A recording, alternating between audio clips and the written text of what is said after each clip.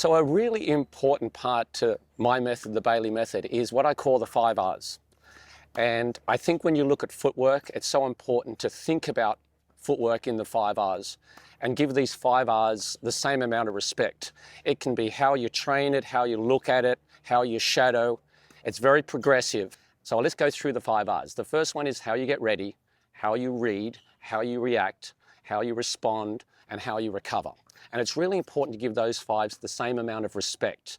So, when you think about the 5 R's, you've got to think about it when you're hitting tennis balls, when you're doing shadow tennis, even when you're watching tennis, because it gives you what I call a biased eye. So I'm looking at how they get ready. I'm looking at how they react, how they respond, and how they recover. So the first thing is getting ready, and that is how you get up on your toes. And that's a very personal way that you can do that. You can twist, you can bounce, but it's just as long as you're up on your toes, that's really important. And the next part of getting ready is that you split your step.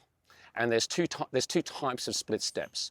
There's a reaction split step where you don't know where it's going, and there's an anticipationary split step where you're either flowing or shifting because you anticipate where the ball's going. Welcome to Coach Life, where tennis isn't just a game, it's a relentless pursuit. The coaches here aren't the ones looking for fame. They're the ones who forged champions in the shadows. They are the junior coaches, the quiet achievers who crafted the legends of today. Players like Iga Swiatek, Coco Gauff, and Taylor Fritz. These are the coaches who know the grind, the discipline, and the passion it takes to go from a kid with potential to a world-class athlete. So that's really important to have that focus and teach that first, is getting ready.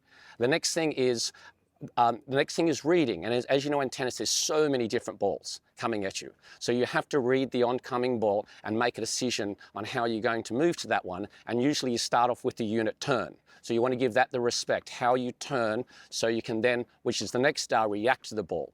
And when you react to the ball, you have what I call outsteps. So there's all these different variations of outsteps, and you move into these different footwork corridors. And so it's really important to break down all these different outsteps. So you work on the outsteps, and then you work on setting up into a hitting stance. And there's all different variations of hitting stance, how you set your feet up. So there can be an open stance, it can be a running stance, you can have the weight on the back foot, semi-open stance, a neutral stance, and a closed stance. So there's all these different variations of stances. The next thing is, which is a huge part of tennis and a big thing that I'm trying to bring to the game, is what I call the responding part, which is the contact move, which is a move that you make when you contact the ball. And with every contact move, there's a balance move. So how you use your back leg. You might drop the knee, you might bring the knee up, you might kick to the side, and they all have to match. So the contact move is a really big part, and I have 137 different contact moves. But in this series, we're going to talk really about the 4 basic athletic skills and how you can group those contact moves. So that's a really important concept, because I think the contact point is something that's really relevant to my system, to the 5 R's. And the last R is the recovery. So, and recovery is really 2 parts, because sometimes you're going to have to break, so what I call the break steps, and then you recover. And then it's really important where you recover. Like, you've got to recover to the best geometric position on the court. So I like to think that, yes, when you work on the 5 R's, it's really good to break it down into those 5 sections. I like to do it with templates. I like to do it with dots and squares. So you work through it systematically and then put the 5 R's together and then learn it through shadow and then bring in the ball. And then eventually you can start to add them together. So you can break it up into attacking footwork, rally footwork, defensive footwork, approach shots, returns, etc. So it's just trying to put those 5 R's together, giving each R, like I said, the same amount of respect. That's the key.